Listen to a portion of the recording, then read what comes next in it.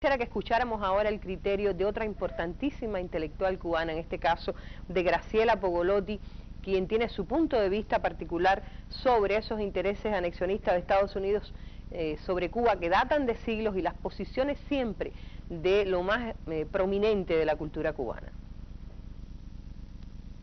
Yo creo que los planes anexionistas tienen cabida en los Estados Unidos desde hace casi 2 siglos, por lo menos 150, más de 150 años.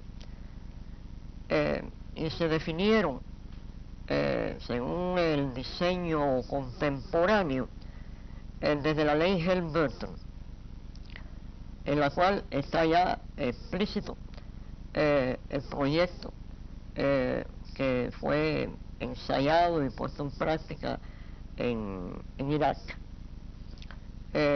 Y que bueno, que se perfecciona respecto a Cuba.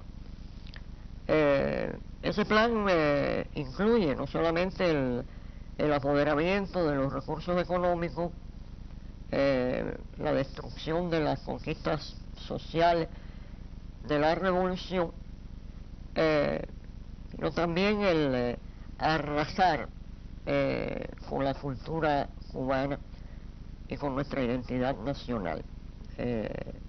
La cultura cubana se ha ido desarrollando estrechamente vinculada al proyecto de la nación cubana, y encontró su definición y su alma en la vida y la obra de José Martí.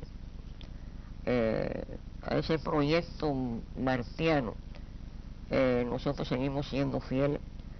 Ese es el que le da sentido a nuestra obra, a nuestro trabajo y a nuestra vida.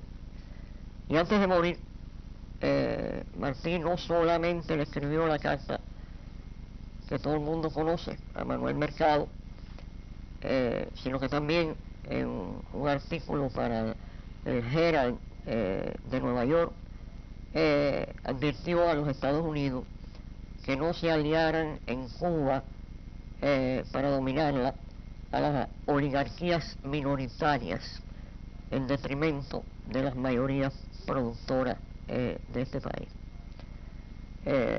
Esas oligarquías históricamente minoritarias son las que están haciendo el juego a la actual administración Bush para la realización de esa aspiración más que centenaria.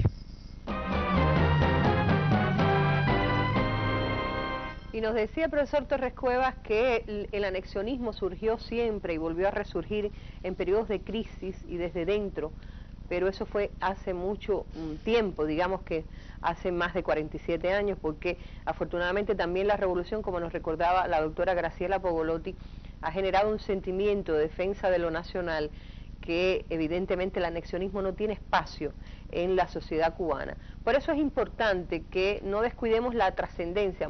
Digamos que podríamos desde nuestra perspectiva de cubanos, de la defensa de la nacionalidad, diríamos el loco ese que se paró en una esquina de la calle 8 no hay que hacerle caso. Pero yo creo que sí, que vale la pena analizar, Eliades, cuáles son, digamos, visto en la perspectiva de la historia y del presente, los paralelos que podrían establecerse entre aquel anexionismo del que nos hablaba Torres Cuevas, que viene en la historia de Cuba prerevolucionaria, y el anexionismo que se enquista en el sur de la Florida y que desde allá pone carteles, puede llevar proyectos hasta el Congreso de los Estados Unidos. Bueno, lo primero que... Yo tengo aquí un libro muy interesante, que es el libro de José Ignacio Rodríguez, que es un clásico del anexionismo, quizás es la obra más documentada sobre la historia y la idea de la anexión en Cuba.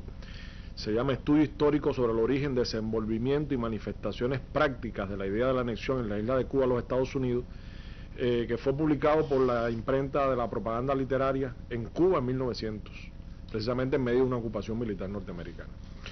Y cuando uno compara, por ejemplo, este libro de José Ignacio con el proyecto de Javami, uno se da cuenta de todo lo que media entre un pensamiento equivocado y su fase decadente y terminal, lo que planteas tú, porque olvidemos la falta de ortografía del señor Sarracino, pero vamos a las esencias.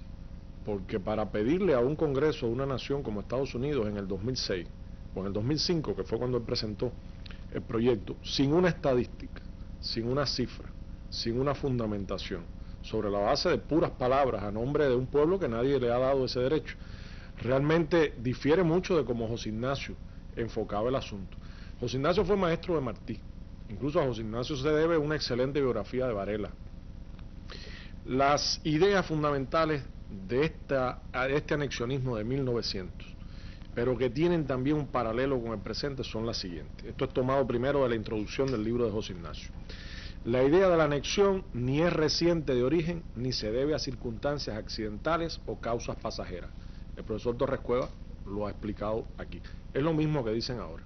Esto viene de muy atrás, esto es una idea que tiene pedigrí, esto tiene toda una fundamentación en la historia, por lo tanto, es una idea que tiene derecho a la existencia. Segundo, no se debe a sentimientos de vergonzosa abyección de cubanos, ni de reprensible espíritu de conquista o tendencias ambiciosas o usurpadoras de norteamericanos. Por supuesto, aquí hay un enfoque muy manipulado de José Ignacio.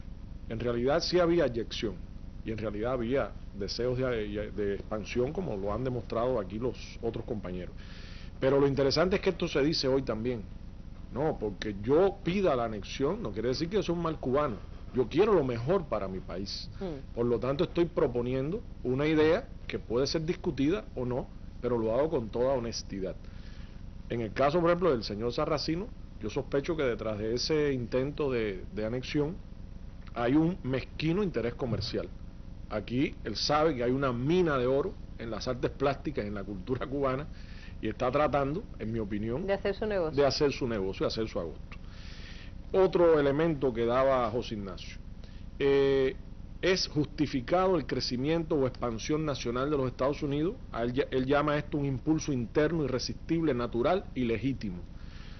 Otro elemento, los Estados Unidos han sido llamados por la providencia divina para poner en práctica en el mundo los principios del gobierno popular y republicano.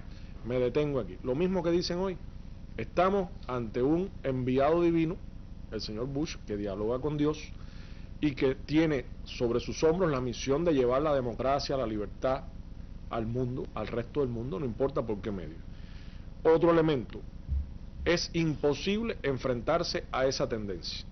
Es decir, el pueblo cubano, cualquier pueblo que intente detener la expansión norteamericana, está enfrentándose a un imposible. Por lo tanto, bajen los brazos y acaben de entregarse. Es el mensaje de José Ignacio hace 106 años, es el mensaje hoy. Y lo dijo de la siguiente manera textual. La tentativa de detener este movimiento o hacerle cambiar de curso tendrá que ser tan ineficaz y ociosa como lo es todo esfuerzo en oposición a una ley física o al cumplimiento de la voluntad de Dios. Es decir, estamos ante algo que no vale la pena resistir. En el capítulo 29 de ese propio libro, que es dedicado a la creación del Partido Revolucionario Cubano en los Estados Unidos, viene otro truco anexionista, que es la descalificación de toda fuerza que propenga o que desee buscar la independencia, la soberanía, la libertad del pueblo cubano.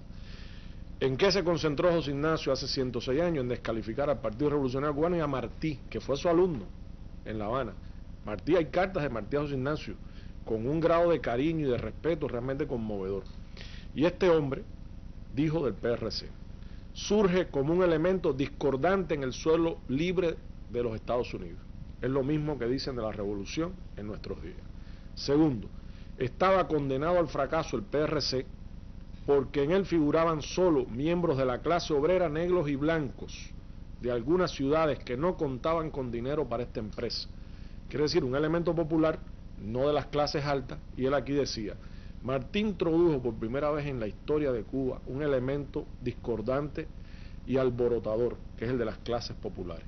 Lo mismo que nos recriminan a nosotros en nuestros días. Calificó a Martí de elemento personalísimo, dictatorial e intolerante, que se reveló desde un principio como un seguidor de líneas antidemocráticas. La misma